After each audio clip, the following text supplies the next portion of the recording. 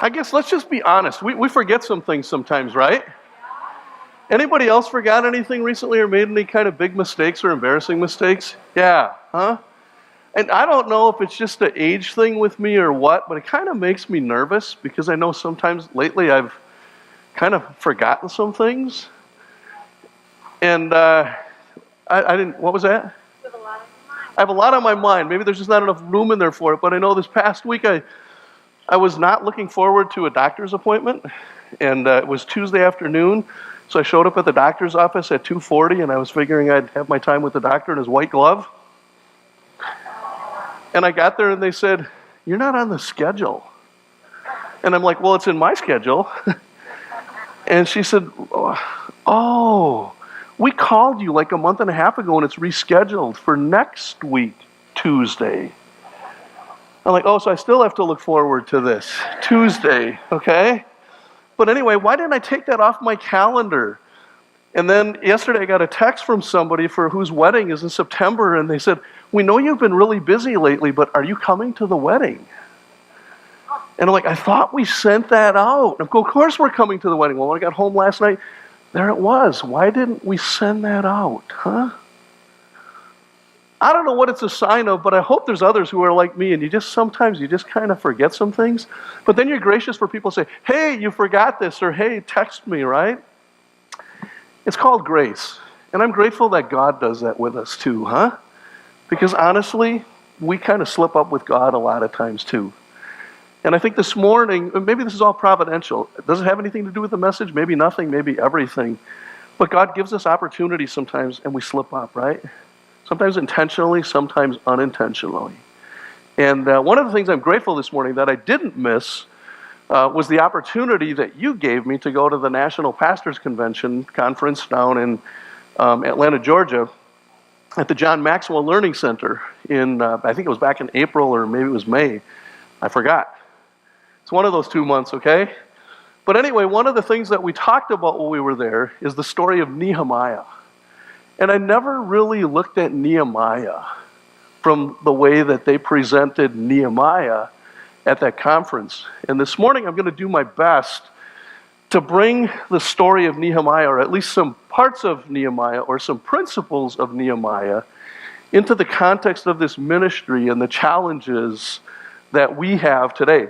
And for the past several weeks, and I'm going to ask you to show the logo, it's about doing more together. We can do more together. You've heard me say that several times over the course of summer because we've been working towards these weeks of doing more together. And after this is a 2-week series, okay, if you will, a 2-part message, part 1, part 2 next week. And we're going to be looking at what does it really not only mean to work together, but what happens when we work together? And why should we work together? And why should we be united? And what happens when we as a church and as a family, and I'm not talking about a building, but as a body of believers, what's the synergy? What really happens when we work together with a common goal or purpose? So this morning we're going to look at Nehemiah and bring some of that in there. And then Labor Day weekend I'll be gone in Honduras, or actually coming back from Honduras that night. But then we're going to look at the following 3 weeks or so. Is like, what are we really here for? Do you ever wonder that? What are we here for anyway? Why do we do this? What is the purpose of coming together every Sunday morning? Okay? And what does God want from us as individuals? What does He want from us as a church? And where is this church going? Do any of you ever wonder that? Do you know this morning is our 9th birthday? Yeah. I'm just curious, how many of you were here on that first week? Just stand a minute, okay? I want to just, yeah. And if you look back at 9 years ago versus now, you look at what God has done, and I still look at us as a church like kids in maybe middle school, right? We're so new yet, so much more ahead of us. But you can sit down. It's hard to believe, and thank you for being a part of this for 9 years. It's like, where did 9 years go, right? Where did 9 years go? And the reality is, this church continues to grow. So where is it going? Where are the challenges, right? So over the past several weeks, I'm talking about doing more together, because as this church grows, we have more challenges and there's more needs. So I've been talking about how do we do more together. And the other thing that I've shared with the ministry team is how do we achieve a better best? Huh? Maybe that's a challenge for each of us in our lives, right?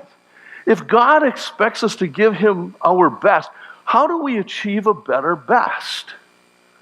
Where's the bar, huh? I think it was Ford with their trucks a while back. They said, we don't raise the bar, we are the bar. Huh? Just think about that for a minute. Don't think about Ford, but think about that quote. Huh? How do we achieve a better best? How do we raise our own bars to be better? So this morning we're going to kind of look at that and say, what happens? How do we achieve a better best? How do we do more together when we look at the story of Nehemiah? There's a lot of people in this church who make this church happen every week. They're working inside of this building and outside of this building. There's the ministry staff. There's the ministry team. There's the worship team who is up here each week. There's a technology team that works on Sunday mornings and behind the scenes during the week. There's a cleaning crew that comes in here every Friday. There's a facilities crew who overlooks things all week long. There's care teams. Some of you have been getting calls over the last 4 weeks. This week the care team meets, and the goal is for every single person in this church to be called, a personal phone call, to just check in and say, hey, we're glad you're a part of the church. How you doing? Is there anything we can pray for you for? Are there any questions you have? Is there anything we can do for you? Just to let you know you're loved and you're being looked after and cared for. So they're doing their work all week long. There's our partnership ministries like Bice Community Assistance Center, delivering food, packaging food, working at their center in Byron Center, remodeling exteriors of homes, such as they did over the course of the weekend. There's our Young Lives Partnership, working with the pregnant girls and single moms through Kentwood High School and Young Life. There's World Renew in Honduras, and many of you serve for World Renew in the U.S. doing disaster relief. And then there's our children's ministry people who meet continually. I think there's like 70 people, if I'm not mistaken, involved in children's ministry overall. Am I right? Yes? 70 people, okay? Now, not that I'm trying to single people out, but if you are volunteering in this church, so in some capacity, can you just stand, please? Maybe it's hospitality. Give them a hand. These are the people who make this place run.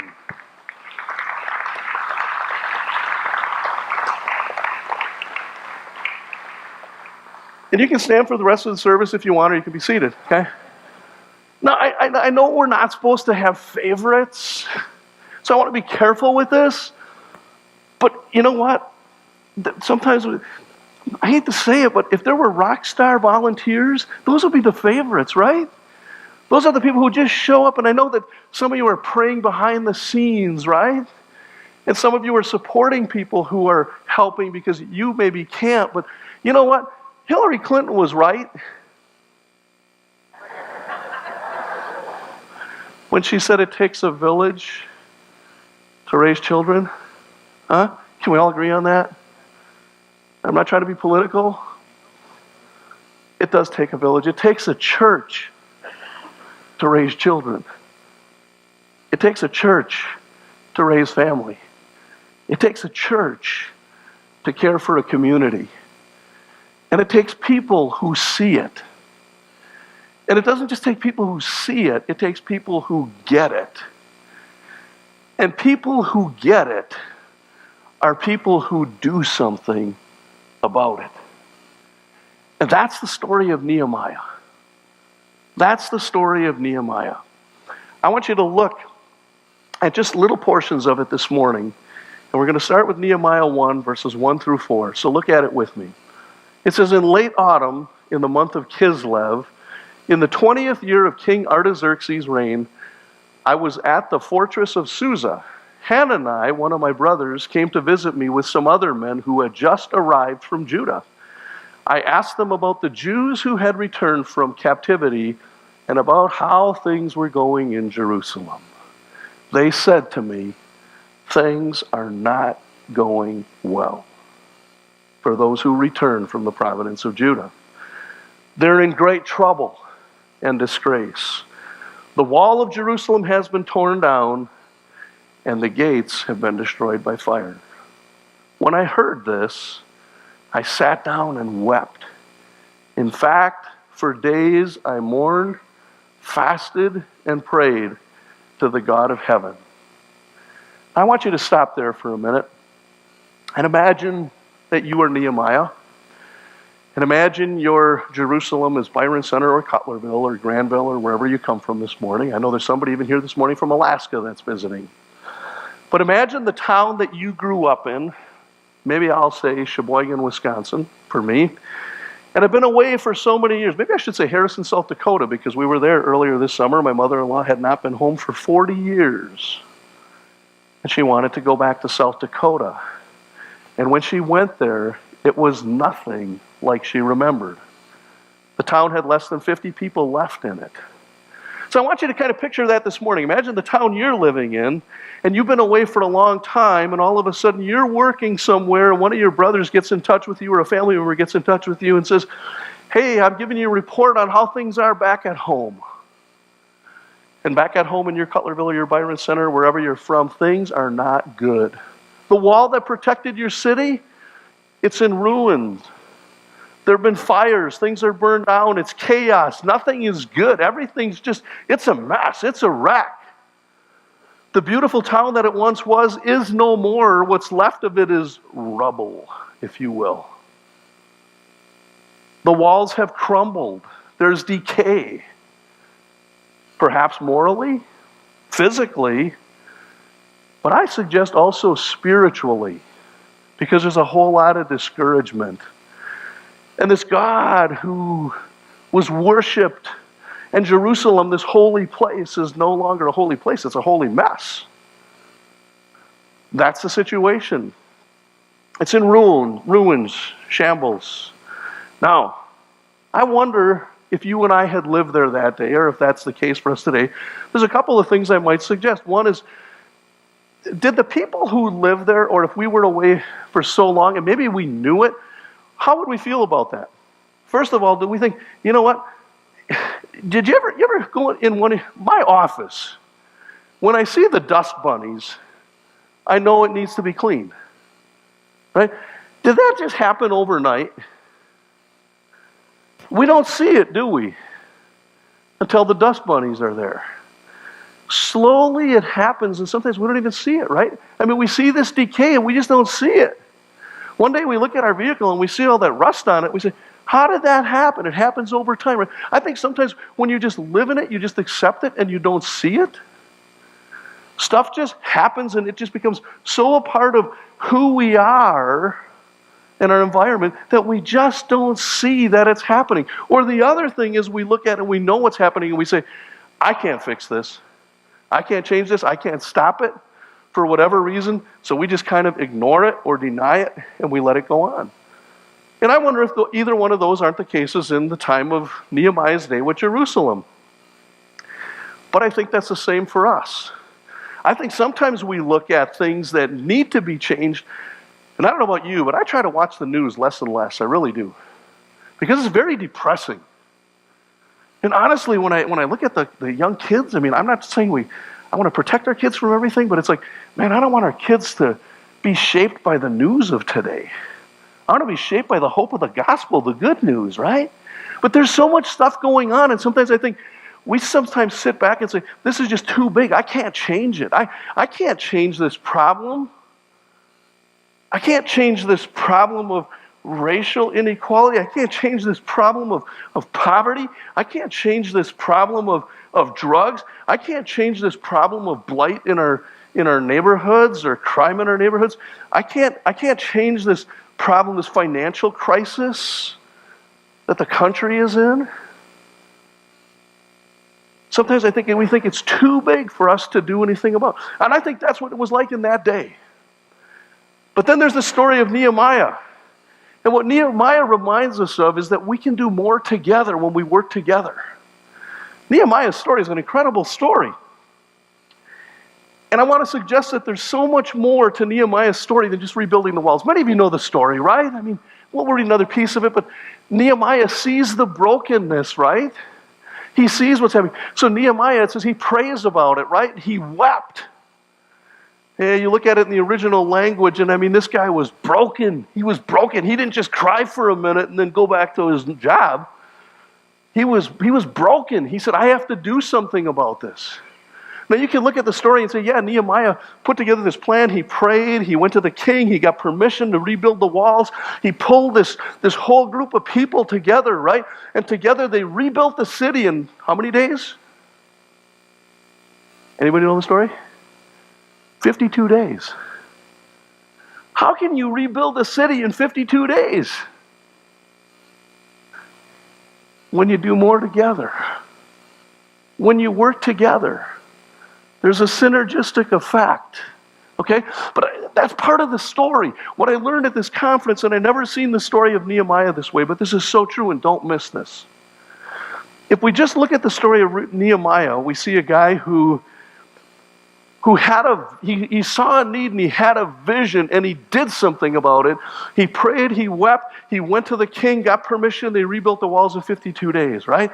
Yeah, he changed the city, but I want to suggest to you that Nehemiah did a lot more than that. Don't miss this.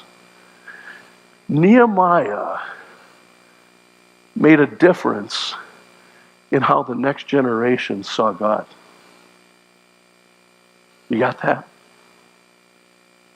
Nehemiah made a difference in how the next generation and the people around him saw God. You know, I think the kids in Jerusalem at that time, they didn't see any Nehemiah stepping up to fix the walls until Nehemiah came. But Nehemiah was somewhere over here. He was the cupbearer to the king. We're going to get at that in a minute. He served wine to the king. He was just an ordinary guy who had a job in the house of the president, if you will. He didn't have all kinds of special gifts or anything, but when he saw what was going on in his hometown, even though he was away from it, he heard what was going on in his hometown. He said, I can't have this anymore. I have to do something about it. Because over in his hometown, in Jerusalem, no, there weren't any Nehemiahs to take charge. Now, I said before, I think that the faith climate, if you will, or the spiritual culture of Jerusalem was also at stake. It wasn't just the walls that were crumbled or the gates that were burned down, but it was the faith that was in crisis, because these people in Jerusalem, these good Jewish people, don't you kind of wonder what the kids were saying? Hey, my mom and dad taught us all these stories about Moses parting the water. They told us these stories about David killing the giant Goliath. They told us these stories about Joshua, who led a battle and circled around Jericho 7 times, and those walls fell down intentionally. How come nobody's doing anything to fix this city? I mean, if you were a kid, wouldn't you be thinking that? You tell me about all of this wonderful faith, but how come there's no Nehemiah to stand up and fix things that are broken today? Where's the David? Where's the Joshua? Where's the Moses, if you will? I think the kids were really kind of beginning to wonder, is this faith real? Is this God even real? Maybe I dare even say that some kids were probably so turned off by hearing about faith and not seeing faith lived out, that maybe the kids might even say, you know what? This Saturday, which was the Sabbath, we're just going to go play sports today with our friends. We're not going to the tabernacle. Or you know what? We're not going to come to communion next week Sunday, which we have communion next week Sunday. We're not going to come to Passover. And you know what? My little pet lamb, you're not going to sacrifice them. I'm keeping them. Do you see where I'm going with this? Do you see what's at stake? I think they heard people talking, but they didn't always see people working together. So let's look at what Nehemiah did. The first lesson this morning is this. Recognize the need. Name what's broken. What's broken? You know, I met with a couple of members of the ministry team this morning, something I wanted this church to consider in the future, and you'll be hearing more about this. And as I met with Josh this week, we had an opportunity to partner with 50 other churches and do something. And I said to Josh, I said, how many churches are doing this? And he said, 50. Got it. Okay, just make sure you're listening. 50. And I'm going, do we need to be a 51st church? Here's my question. What does this community need that no other church is addressing? I'm not saying it's not good to join the other 50. How do we achieve a better best? How do we do more together? How can we step in where nobody else is stepping in? How do we step in where the walls are broken and crumbled and nobody's doing anything about it? That's where my heart is. And I know that's where the heart of many of you are too. Let's find something that needs to be done. Let's do something that isn't be done. And let's not just do it, but let's do it better than we could have ever imagined. That's how we achieve a better best. That's how we do more together. Find a need and fill it. Working together. So Nehemiah, what does he do? He recognizes the need. He names what's broken. See, if you can't name what's broken, you can't fix the problem, can you? It was an interesting conversation. My kids are so much smarter than me. And my wife, much smarter than me. I no doubt, I married up. I don't know why she chose me, but you can ask her. She's so much smarter than me. We had this conversation Friday night about restorative justice. I'm like, I'm sitting around the campfire, I want to just have a fire. We're talking about restorative justice. So what's restorative justice, right? We're talking about discipline in the schools. And, you know, it's one thing to just punish kids and say, take your punishment. But it's another thing to figure out why the kids are doing what it is that they're doing and try to correct that. Because if we can correct that, we don't have to fix the punishment problem, right? You can't fix a problem you can't name. That's how true it is. If you can't name it, you can't fix it. Nehemiah named the problem and he began to fix it. Nehemiah didn't sit on the side and say, it's never going to change. I can't fix those walls. Nehemiah didn't sit on the side and say, let someone else do it. He named the problem. Here's what I think too, is sometimes, just like I said before, people I think in Jerusalem, they just got so comfortable with it. They just got used to it and didn't really care about it. I think sometimes we can do that. We just get so comfortable with the way things are that we just accept it for the way it is. But when we recognize the need, here's the deal. When you recognize the need, what we do with that really says something about our character, doesn't it? What we do when we recognize it really determines what our character is like. Do we just leave things the way they are, or do we get involved? Okay? Here's what I think. And I hope you'll agree. But when Nehemiah recognized the problem, the text says he wept. In fact, he was broken. I said it before and I'm saying it again. He was broken to the core. Nehemiah had a good job. He had a good job as cupbearer, bringing wine to the king. But Nehemiah was so wrecked when he saw what happened, and he saw that nobody else had stepped in, and he said, I'm going to do something. I'm going to make a difference. Listen to the rest of the story here. Starting in verse 7, it says, I also said to, or actually, let me back up. No, let's not back up. Verse 7. Actually, I'm ahead of myself here. He goes to the king. Verse 3. I said to the king, may the king live forever. Why should my face not look so sad when the city where my ancestors are buried lies in ruins, and its gates have been destroyed by fire? The king said to me, what is it that you want? Then I prayed to the God of heaven, and I answered the king, if it pleases the king and your servant has found favor in his sight, let him send me to the holy city in Jerusalem, where my ancestors are buried, so that I can rebuild it. Then the king, with the queen sitting beside him, asked me, how long will your journey take? When will you get back? It pleased the king to send me, so I set a time. I also said to him, if it pleases the king, may I have letters to the governors of the Trans-Euphrates, so that they will provide me safe conduct until I arrive in Judah. And may I have a letter to Asaph, keeper of the royal park, so he will give me timber to make beams for the gates of the citadel at the temple, and for the city wall, and for the residence I will occupy. And then get this. It says, and because the gracious hand of my God was on me, the king granted my request. Second lesson is simply this: do something. Find the need and do something. Let me be super honest this morning. And I'm going to make a suggestion. If you don't agree with me, I guess that's up to you. But if we as a church or individuals ignore the needs that are around us or ignore the problems that are around us, if we just sit back and say, let someone else do it, then we give up our right to influence those around us.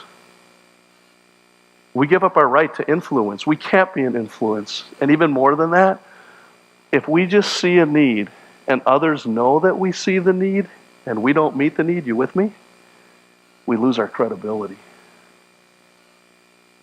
I don't know about you, but I think that's pretty serious. We lose our credibility with people who know that we should know better. We don't have influence because we're right. We have influence because we care. And we have influence only when we do something. If you look at Nehemiah, he didn't ignore what was broken. He didn't excuse it. He didn't wait for a miracle to happen. I'm not saying it's not good to pray for a miracle, but Nehemiah didn't wait for a miracle to happen. He made a miracle happen. And the fact is, who was Nehemiah? He was cupbearer to the king. You know what? Nehemiah's fixing the walls had nothing to do with what his job was. Not a thing. Think about that. Nehemiah wasn't a mason. He wasn't a concrete guy. My guess is he had to borrow a plumb line from someone else. Maybe he didn't even know what a plumb line was. But Nehemiah had a passion. You see, if people are to see Jesus, we're the best chance they have to see him. It's not who you are, but it's what you have. You know, I'm not trying to single out people here this morning by any means. And if I miss somebody, forgive me. It's not intentionally. But remember, I'm forgetful. I love this because when I hear how Nehemiah was cupbearer to the king, when I look at so many of you who volunteer, sometimes I hear people say, I work with concrete or I work with large equipment and I help out in the nursery. I help out in the nursery on Sunday morning. I'm a technology guy. And I do children's check-in. Nothing to do with their occupation. I'm a builder, a nurse, a public servant. I make calls on the sick or simply check in. I'm a warehouse worker or a politician, and I just got back from a World Renew trip. I'm a business person who wants to just give it all away. Make a difference, not necessarily a profit. I'm a cosmetologist, and I lead a group of middle school students. I'm a retired salesperson, and I help out with the babies in the nursery. I'm a college professor, and I work with fourth and fifth grade boys. I'm an accountant. I teach preschoolers how much Jesus loves them. You know what? You got a new name this morning. You're not an accountant. You're not a salesperson. You're not a concrete worker. You're not a cosmetologist. You're not a large equipment operator. You're a Nehemiah. You're a Nehemiah, a person who gets it, a person who sees it, a person who knows you can make a difference in somebody else's life. And when you know it, you do it. You're a Nehemiah. These are the people who see the potential. They care about the future. They know that the investment is worth it. Well, let's be honest. We all want to give our preschoolers a better start. We all want to rescue kids who are in foster care. We all want struggling churches to thrive. You and I can look around us, and I can give you 2 churches right now that I question are going to be around in another year from now. Why? We need them. We all want teenagers to be morally upright and to do what's right, to make good choices. It's up to you and I to help them to make those. And we all want to see the news change on our TV stations. We all want what's ever broken to be restored, right? The fact is we need more Nehemiahs. We need people who not only see it, but people who get it and do something. People who are willing to leave their comfort zone and make a difference. And here's maybe the challenge. I'm challenging you to get involved because proximity changes perspective. Proximity changes perspective. What do I mean by that? If enough of us would be close enough to parents who have kids with special needs, we would understand what those parents are challenged with. If enough of us would surround parents who are having trouble with their kids, we would want to support those parents and encourage them and pray for them. If enough of us would get close to people of color, we would understand their background and the differences that we have, and we could unite. Huh? This is tough stuff. If enough of us would just embrace people who don't share the same views as us, maybe we'd understand why they have the view they have, or the lifestyle they have, or make the decisions they make. If enough of us would get close enough to people who are on the margins, people who live below the poverty line, people who are challenged by the injustices of system, or people who are facing impossible odds, I guess personally, I would never have had a heart for Honduras if I wouldn't have gone. Because I would have said, I can't make a difference. It's too hot.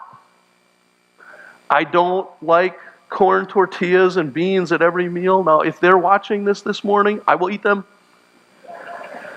Because I love you, not because I love the beans and the corn tortillas all the time.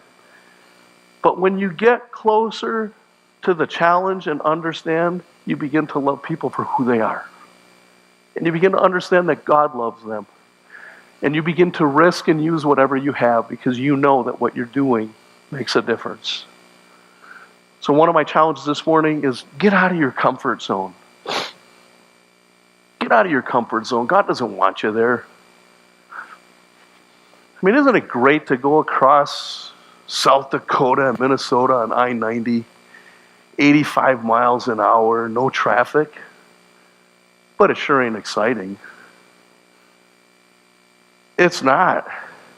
It's when you go down to the mountains of Tennessee and Kentucky and you take those 6 and 8 degree grades, and you take them a little fat. No, don't do that. God didn't create us to put it on cruise control. He calls us to be out of our comfort zone, to get close to something that you're not close to do something you don't want to do. Some of you might be wondering, what do I want you to do this morning? Thanks for asking, I'll tell you. In the weeks to come, you're going to hear lots of opportunities, okay? We're going to be presenting lots of volunteer opportunities, but this morning I want us to focus on one, and that's our children's ministry. Believe it or not, there's 70-some people, like I said before, but the reality is we need more. We just had a baby born this week. There's more babies going to be born in the next few weeks. There's lots of pregnant women in here. That's a good thing. We praise God for that, but with that comes challenges, right? Because we have a commitment to help you raise those kids in the faith. And we need more people for our children's ministry. I'm asking you to show up, to be the Nehemiah, not just to see it, but to show up and do something. We want every teen, every child, every teen, every post-high in this church to have somebody in their life who will show them Jesus. And the best way for the kids today to see that God is alive is to see God alive in us, huh? Let's not just talk about it. Hey, so many of you are doing so much. I'm not trying to ask you to do more. For you guys, take Highway 90 and keep going. Okay? But for those who aren't involved, we need you. I'm challenging you to get involved, especially in the life of a kid. So here's the deal. You get a wall that's broken, there's lots of bricks. Our kids aren't broken, but they live in a broken world. And my challenge to you this morning is help them build a solid foundation. Help them put the bricks in their lives so that their lives will be built on Christ? Huh? That's the challenge. Now, I hope you haven't heard from me this morning, because if you've heard from me, something's wrong. I hope you've heard from God. And my prayer is that if God nudged you this morning, just as God nudged Nehemiah, that you will pray. Maybe that you'll even be broken and weep about it. But more importantly, that you'll do something. Because the reality is this: the challenge for the next generation is right here. And it's up to you and I to invest in that generation. May God find us faithful as he did Nehemiah. So I want all my